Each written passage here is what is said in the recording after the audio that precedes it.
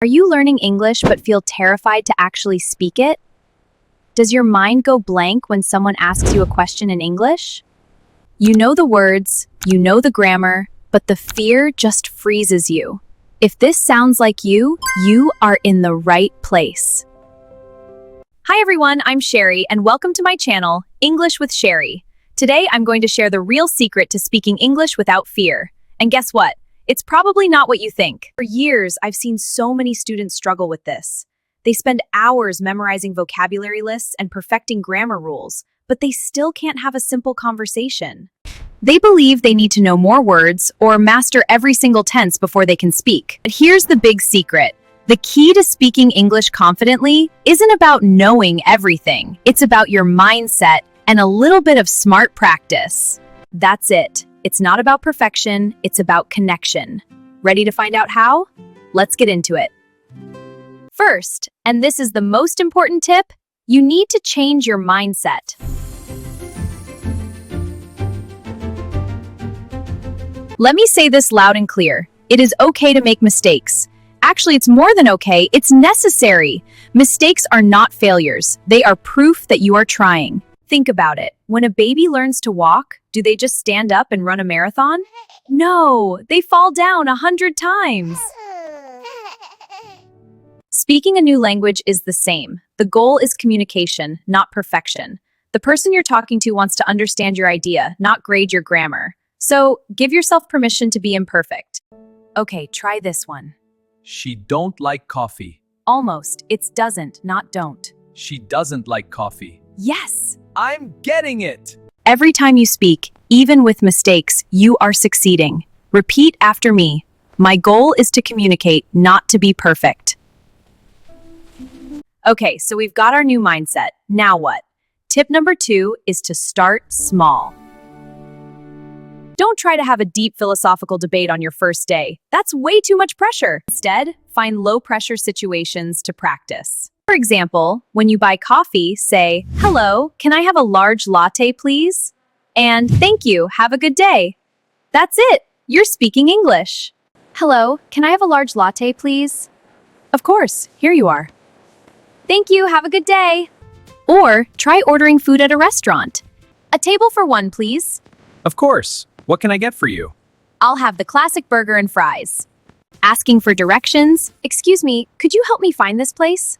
Of course. What are you looking for? "It's the city museum. I'm a bit lost." It's just down this street. Go right at the light. "Thank you so much." Or even just saying hello to a neighbor. "Hello, nice day, isn't it?" "Hi, it sure is. We should catch up sometime." "Definitely. Let's get together this weekend." "Sounds good. See you then." These small interactions are huge wins. They build your confidence one little step at a time. You can even practice at home. Describe what you see out the window, talk to your pet in English, or narrate what you're cooking for dinner. Now I am chopping the onions. Next, I will add some garlic. It might feel silly, but it gets your mouth and brain used to forming English sentences without any pressure at all. This brings me to tip number 3. Find a friendly community.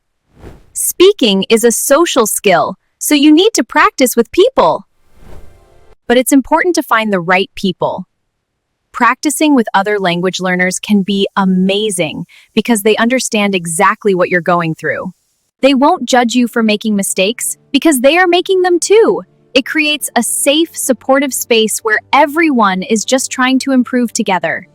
I really struggle with vocabulary and idioms. That's why I watch English with Cheri on YouTube. She has videos and podcasts about idioms, vocabulary, and everyday real-life English. Look for language exchange groups online, find a conversation club in your city, or even just find 1 or 2 practice partners.